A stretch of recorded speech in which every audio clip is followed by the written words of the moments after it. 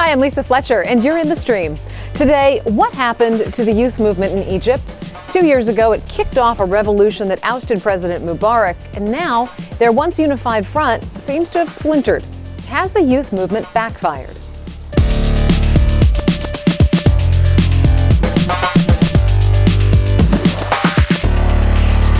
Our digital producer, Malika Bilal, is here looking out for all your live feedback. Malika, I'm watching the tweets come in. Some people saying that Mohamed Morsi, they're questioning his motivations. Others are saying the youth have been too impatient for change. What do you make of all of this? That's definitely one of the sentiments that we're seeing. So we asked our community the question, are the youth better off now than they were 2 years ago? And some people said it's really not that simple. Maybe we're asking the wrong thing. Fatima Ansari says, how can one expect a newly elected government to rebuild a nation within 7 months? Now, for those of you at home, I know some of you will disagree with that sentiment. So whether you agree or disagree, let us know by using the hashtag AJStream. And joining us in studio today is Adel Iskandar. He is the Arab media scholar at Georgetown University, and he's currently working on a book. It's called Egypt in Flux, Essays on an Unfinished Revolution. This is really an anthology of writings about all facets of life after the 2011 revolution. Adel, it's good to have you back on the show. Thanks for having me. Appreciate it. Thanks for being here. Remember, as always, you can keep in touch with us on Twitter. Tell us what you think. Even tweet us ideas for future shows with the hashtag AJStream. It's just one more way that you can be in the stream. Tansa, I'm Jarrett Martineau from Frog Lake Cree Nation, and I'm in the stream. Egypt's youth sparked a revolution in 2011 with the world looking on. Using social media like Facebook and Twitter, they organized to express their anger at high unemployment and decades of oppression under Hosni Mubarak. Hundreds of thousands of protesters from all walks of life gathered for 18 days, which eventually led to Mubarak's resignation. But today, even with a new leader, little has changed. The country's economy is growing at the slowest rate in 20 years. And as protests continue, many say President Morsi hasn't delivered on the promises to spur growth and bring real democracy to Egypt. Unemployment is still high among the youth. 1/4 of those between age 25 and 29 are not working. And for those between 19 and 24, unemployment is at 41%. Joining us from our studio in Cairo is journalist Ashraf Khalil. He is the author of Liberation Square, in which he describes the atmosphere around the 18-day protest that brought down Mubarak. Ashraf, thanks for joining us. No problem. My pleasure. All right. I want to start with you today, Adel. It's been 2 years since Tahrir Square and the Egyptian Revolution. The youth were this incredibly powerful voice for change, and now it seems that they've just sort of disappeared. What happened? Where did they go? Well, they haven't really disappeared. They may have disappeared from the centers of power. They are now effectively disenfranchised as far as the institutions in place, with the exception of the youth of the Muslim Brotherhood and the youth of the various Salafi parties. The majority of youth groups, including April 6th and various others, are effectively underrepresented, if not represented at all, in all of the major sort of decision-making roles within the state. They are not in a position to rule, which of course is a reminder that they may not have been able to bring their issues and their messages of bread, freedom, and social justice to the fore. In addition to that, there's always been this discussion that the Egyptian political scene is on the verge of eruption because of what is often described as the youth bulge. I mean, it sounds very, very negative, right. But basically you've got a large, constituency, a large population of youth who are deeply disenchanted with politics, economics, and everything else. And they're underrepresented in almost every sector of the Egyptian state. So this disenchantment has not been met with a facilitative government in its current manifestation with the Muslim Brotherhood in power. Now, that's not to say that had it been the opposition that won significant elections in parliament and elsewhere, if they would have had a role to play there. So either way, I think it's fairly clear that the youth remain on the fringes in the same way that they were before. And in addition to that, you've got the economy spiraling out of control, the political scene polarizing even farther. So it looks like the issues that the youth brought to the revolution have actually fallen through the cracks and they're a forgotten entity. But Ashraf, it seemed like when the youth brought these issues to the revolution 2 years ago, that they were somewhat of a cohesive force. And now they seem to have splintered, and as in a lot of movements, when there's a lot of splintering, you become ineffective because you don't have a unified voice. Is that the case, or is that just a Western perspective of what happened? Well, they were certainly more cohesive during the revolution because it's easier to rally around against a common enemy. They were more cohesive because they were cohesive in their opposition to Mubarak. But when it comes time to build something, it's a lot harder to get on the same page. So there has been a splintering, and perhaps that has affected their effectiveness as a political force, but they're still there, and they're looking for inspiration, whether that is from the current opposition politicians, the current leadership. If the current opposition leadership, Mohammed al-Baradei, Amr Moussa, Hamdin Sabahi, if they do not provide sufficient leadership, sufficient inspiration, these youth are going to find it somewhere else. And there's an echo of what you just said, Ashraf. On Twitter, Rawa says, the youth are disenfranchised at the moment and their message is not being brought across in a coherent and credible way. I want to pose this next one to you, Jihad Morsi, in our hangout. Suwaita says, an old taxi driver was ranting to us about the youth's impatience in Egypt. He said, a country doesn't magically stabilize overnight. I'd like your thoughts on that. You're community-based learning coordinator at AUC, the American University in Cairo. Talk about this sense of impatience. I think I can't relate to that statement more because I can't. The amount of times that I've heard that from my own, taxi adventures is pretty much like almost what I say every single time. And I think what it comes down to is that you have two different parts here. You have the taxi drivers who are the ones who used to make, depending on where they were working, one of the stories that I heard, roughly 500 pounds a day to now hopefully 200 pounds a day, if that.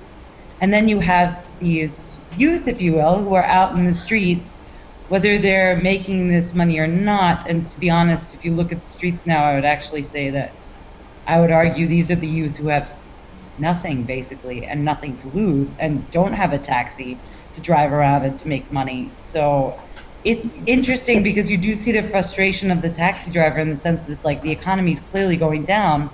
At the same time, you see the frustration of the youth where it's like, well, what do I have to lose? I might as well go stand in Tahrir.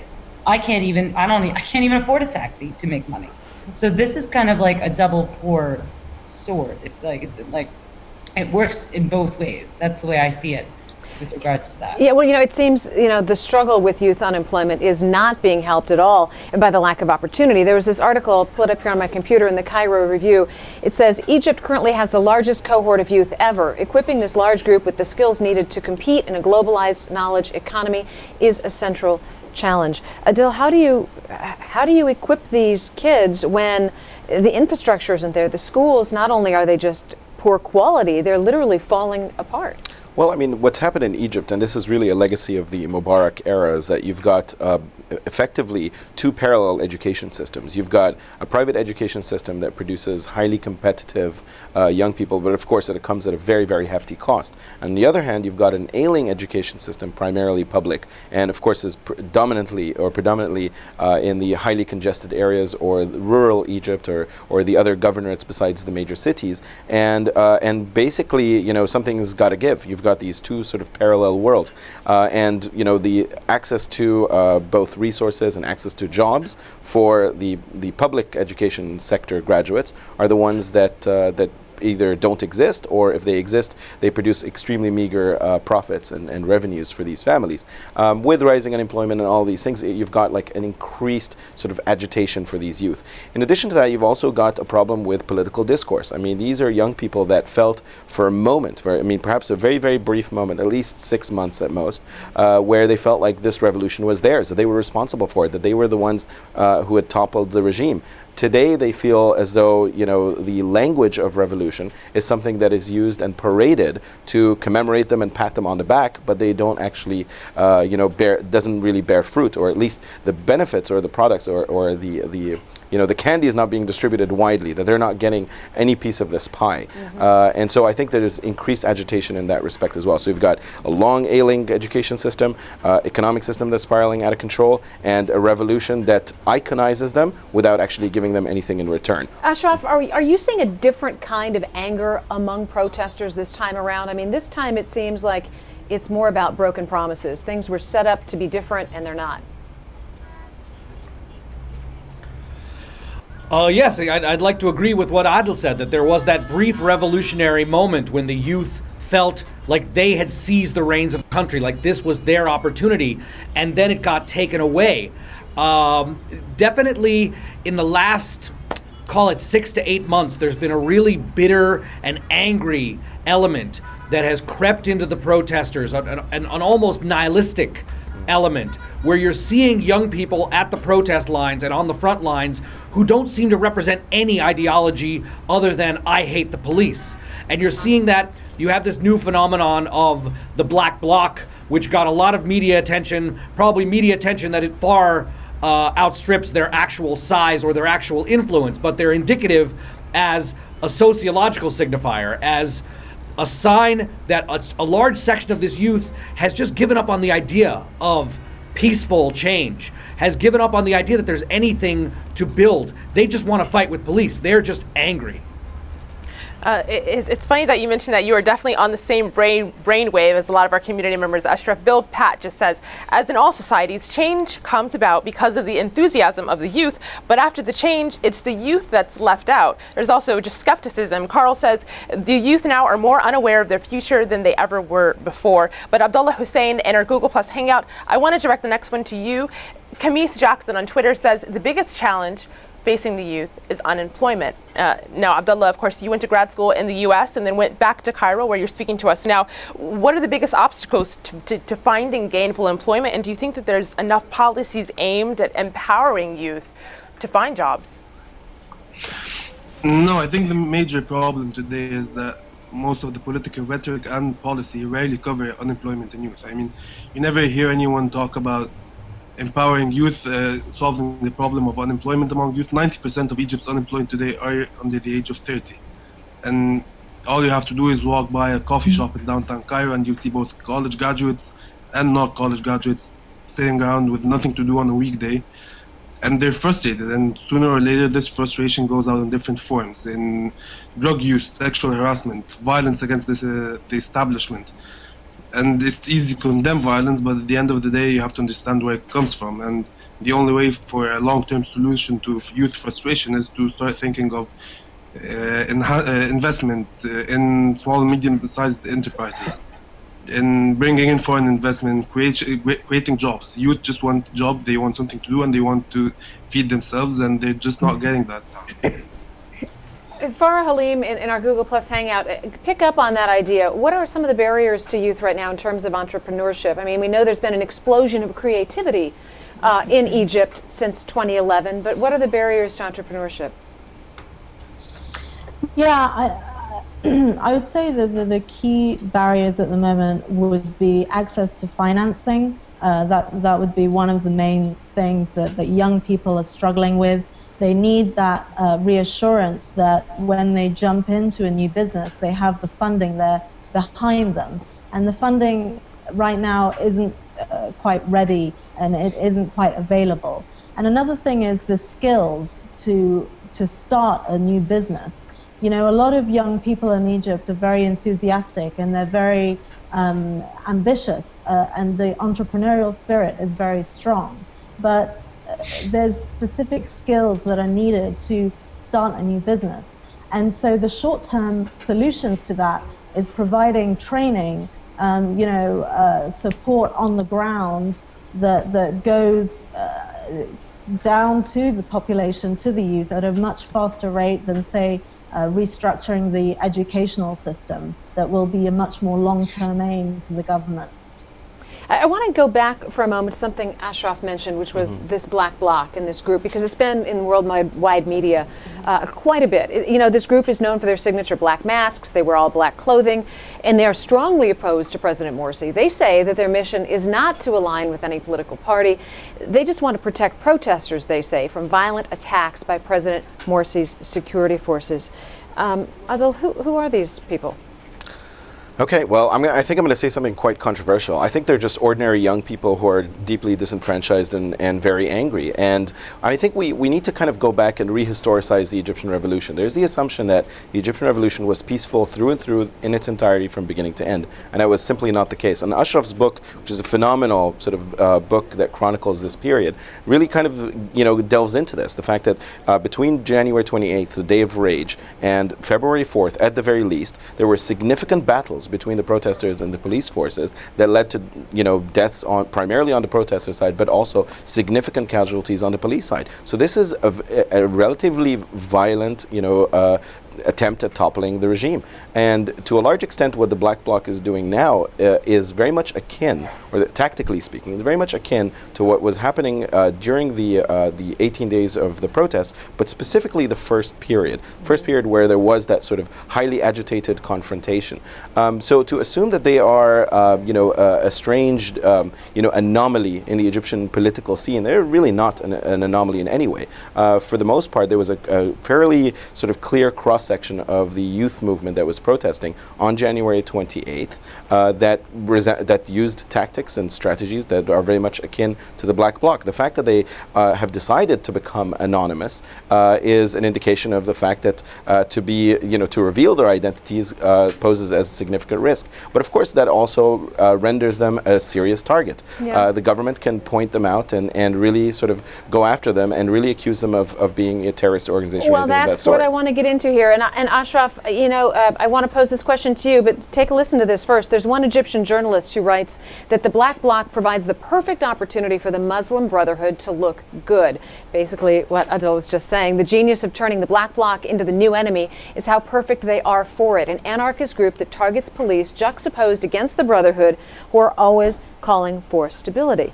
You think back to 2011, when Hosni Mubarak was calling the Muslim Brotherhood the boogeyman, and now the Muslim Brotherhood is doing the same to the Black Bloc. I mean, it just seems like a lot of manipulation, political manipulation going on here. Yes, I mean, Adil was exactly right in that it's not like this is the introduction of violence into the Egyptian protest scene. The quote-unquote peaceful revolution in Egypt would never have happened unless there was a contingent of people willing to be violent, to break the back of the police state so that the protesters could take hold of Tahrir, using planning, using tactics. This is not the beginning of there being a violent element. You can argue that violence was a necessary part of the Egyptian revolution. But since the emergence of the Black Bloc, and that's why I described them as almost more of a media phenomenon than a tactical force on the ground, it was astonishing how quickly the Black Bloc was packaged and built into this scary creature, this boogeyman. Literally 1 week after the Black Bloc's debut, my 70-year-old aunt was asking me about the Black Bloc as if they were going to be climbing the stairs and coming for her. And I told her this is not that big of a deal. I regard them honestly as more of a sociological signifier, as indicative of the mood of a contingent of the youth, that they have taken this element of not just violence, but theatricality. That really tells you where they're at. But they are not a threat. They have been very, very effectively packaged as a threat, though. Well, Jihan, in our Google Plus Hangout, I want to shift gears a little bit here because our community members are now talking about the fact that, of course, people on the streets are not happy with Morsi, but they weren't happy with Mubarak. And Fatima Ansari says, if the opposition is successful in toppling the Muslim Brotherhood, how can it guarantee that it will be able to elect a more capable government? Because this all seems very cyclical in a way. So I'd like your thoughts on that.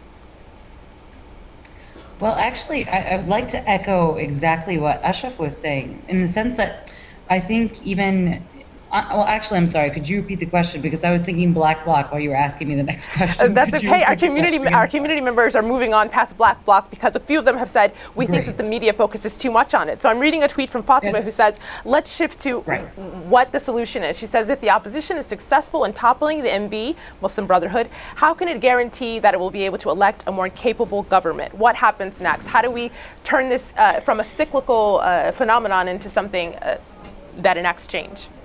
Well, here's the thing. You're asking me the question of, like, what would happen after we topple the Muslim Brotherhood, as if that is kind of like a known that the Muslim Brotherhood will be toppled. First, I'd like to answer that question. What would happen after the Muslim Brotherhood? My initial reaction would be that we may end up in the same place we ended up at the beginning, which is you topple the leader and then you're left nowhere because there is no true leader standing after the Muslim Brotherhood. And beyond that, there's much less unification behind a specific leader now, or a specific even idea now, than there was when we were getting rid of Mubarak saying, bread, justice, freedom. Now, in this case, I'd actually like to kind of twist the question a bit and say, I don't think Muslim Brotherhood anytime soon is going to be thrown off. Now, obviously, this is a bit of a forecast, but I shouldn't even say I don't think that, but I should really say that I don't think there was someone from the military who said it perfectly. He said, Egypt is like a train right now that's headed for a cliff, and we're arguing who's the conductor. The focus shouldn't. Sorry? No, go ahead. No, I was going to say, so the focus of what would happen after the Muslim Brotherhood go is kind of, I think, taking a couple steps forward without looking at the fact that the amount of people who are looking for the Muslim Brotherhood to go. I mean, when we were there on January 25th, when I was there in Tahrir this year, 2013, the amount of people saying Irhal Morsi was almost less, if not even, to the amount of people saying absolutely nothing. And actually, I'd be curious to see if my fellow Egyptians here also see it the same way. Adil, I'm curious how significant you feel the opposition is that Morsi's facing. I mean, to answer Fatima's question, it's sort of a complicated situation because, you take a risk anytime you elect a new government. I mean, you have no idea what they're going to enact in terms of policy. So when it comes to the Muslim Brotherhood or Mohammed Morsi, he came to power with a series of promises. Whether or not he's able to deliver because the political circumstances are complicated is a different matter. But as far as the majority of promises, even the ones that pertain to specific laws, many of them have not been delivered on, which increases the polarization and the frustration on the other side of the political aisle. Now, I have no guarantee that if another government, the opposition political forces, were to be in power today, if they're not going to sort of monopolize power as well and deliver, or not deliver on their promises in the same manner that Mohammed Morsi hasn't. So really, it's a game of political risk. But at the end of the day, I think it is a clear indication that parallel to the electoral process and voting in the ballot box, there's also sort of this new entity, this parallel sort of political space, which is the street. It emerged in Tahrir Square on January 25th and remains salient to this day. So anybody who continues to say that Tahrir Square is irrelevant, it's not, or the many squares. Pause you there. Irrelevant. I want to pick up on that thought in our post-show. So we're going to continue this conversation. It's streamed at AlJazeera.com. But first, Malika has a few leads for us. Malika?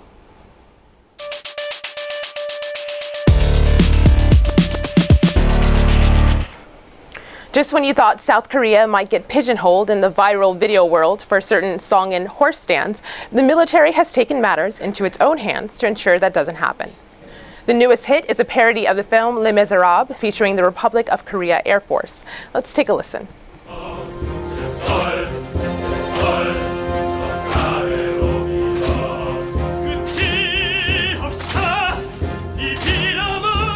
All the men in the video are serving a mandatory 2 years in the military. An officer behind the video told AFP it was meant to lift soldiers' spirits during the snowy winter.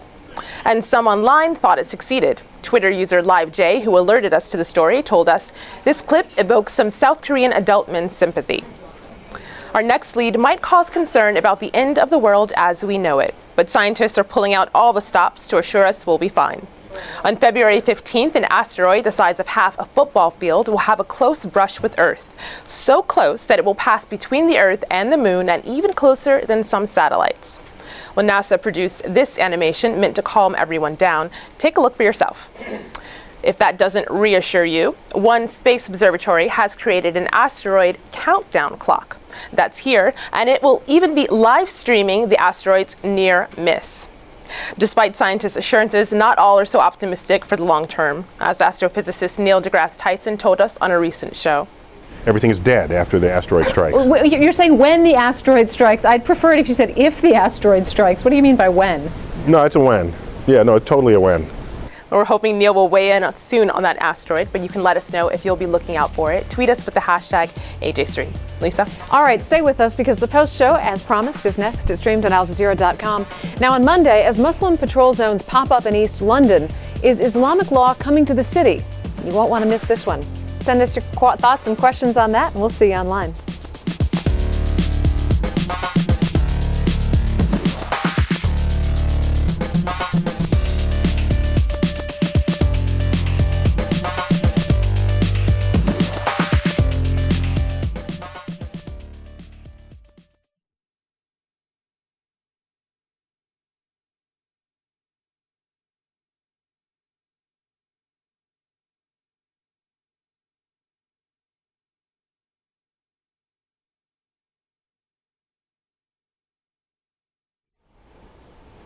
Welcome to the Streams online post show. Still with us are Adil Iskandar and Ashraf Khalil in Cairo, plus our Google Hangout. Adil, I want to pick up with you. You were talking about these two parallel entities, Tahrir versus the ballot box. Finish what your thoughts were. Well, I think the argument here is that everybody on the side of the Muslim Brotherhood or supporter of the current government will tell you that they were democratically elected and we need to give them time. And on the other side, it was like, well, there's a lot of agitation because we're running out of time, or the country is being derailed and there's no conductor, as we heard in the last segment. But there's this sort of forgetfulness that there are two parallel spheres, that there is sort of the street, which is a very, very important instrument of political pressure on the government. So when it doesn't deliver, you need, of course, in typical sort of democratic states, you've got sort of checks and balances. You've got branches of government that each sort of relate to one another under sort of a free-flowing constitution that protects the immunity of each of those branches. But in a country where it appears as though many of these branches are not entirely independent of one another and they don't act as checks and balances for each other, then the street becomes a very salient instrument. So even though the opposition now has the street or utilizes the street to pressure the government, quite conceivably, if the opposition were to be in power, if Al-Baladi and Sabahi and the National Salvation Front were to be in power, I think it's quite agreeable and should be supported that the Muslim Brotherhood and the Salafis and everybody from the Islamist current can also use the street as a platform to pressure government to deliver on its promises. So that, I think, is the incredible ingenuity of the contemporary Egyptian political scene, is that you've got those two basically working in concert, and that the street remains a reminder that that there is a public outside of the ballot box. Well, Ashraf, I'd like your thoughts on bridging those two things, the street and political leaders. There's a video comment here from someone who has a suggestion on how to do it. Hi, I'm Jonathan Geyer of the Cairo Review. I just got back from the American University where 2,000 undergraduates were on the edge of their seats watching the Jon Stewart of Egypt, Bassem Youssef, debate an Islamist figure.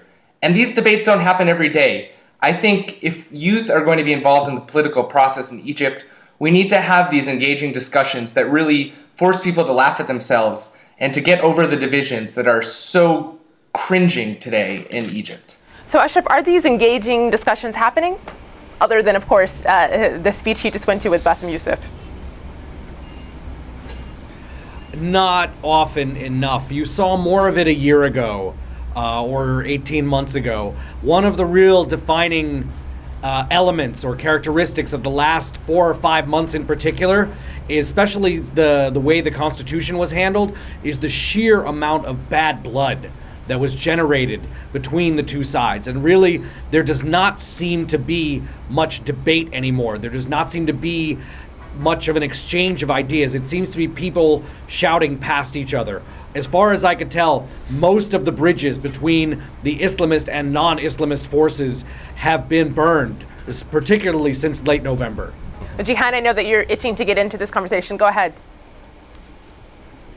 I think what I really want to say is that just kind of actually to disagree. No, I believe the discussions are happening. In fact, they're happening informally. We may not be seeing people, we may not be seeing a million Bassem Youssefs around, but that's because we have one Bassem Youssef now, and we have people struggling to get into, jobs, like, let alone a Bassem Youssef degree. I think the idea is that, no, people are talking. I mean, I work at AUC in the Gerhard Center. They've already started a debate club for students throughout Egypt, throughout the universities, both private and public. No, there absolutely is discussion. NGOs. There's an NGO called Shayfinkum that's on anti-corruption in Egypt. Discussion is happening all around. It may not be formal. It may not be on TV. It may be one direction on TV, but it's absolutely happening. And it's happening, I would argue, more now than before, simply because there's so many differences in the ideas of where people think the country should go. And I think that's actually excellent. A sign of the beginnings or the seeds of democracy, if you will, where people are finally expressing and finally discussing the different views that they have. Adil, that is certainly one positive. What are some other positives that you see occurring right now? One of the positives that, in my opinion, is the fact that the fourth estate in Egypt is extremely strong and very vibrant. Whether you're talking about the Islamist networks, I mean, they broadcast freely. I mean, some of the stuff that broadcasts on them might sort of border on sort of libel, slander, and potentially incitement, but they're extremely open and free. And all the way on the other side of the spectrum, you've got the liberal slash. I mean, I don't like these terms. All of them are problematic, but nevertheless, one needs to use them for lack of better expressions. But the liberal media is also extremely vibrant and very confrontational. So I think really, at the end of the day, if there is anything that's been garnered from the Egyptian revolution, it's that middle request. It's not bread or social justice yet, but at least freedom of expression. Hopefully this freedom will end up materializing in such a way that we can have sort of the security apparatus being taken care of in such a way that other freedoms besides freedom of expression and freedom of opinion, freedom of the press, are not infringed on a regular basis. But that, I think, is a remarkable success. Hopefully in the next few months we won't see a crackdown against these media organizations. Yeah. Well, Farah and Arhingan, I know that you have a follow-up. Go ahead. Yeah, I think a point that we should be bringing into this conversation is the movement of how the government is approaching the economy. I mean, under Mubarak and his son Gamal Mubarak, we saw the aim was more about economic growth. How much money can we make? The profit was the driving factor. Right now, I think the positive is a reassessment of that. So, the idea of youth, the youth bulge, the youth unemployment is really being addressed. And so now the aim is to change the lives of people. At least that's the aim. I mean, we've yet to see that come into play just yet, but it's a positive transition. Ashraf, she makes a good point. I mean, there are a lot of things that are negative. Education is poor. The economy is the slowest that it's been in 20 years. Egypt is not attractive to foreign investors anymore. But on a positive note, what's starting to turn this ship around?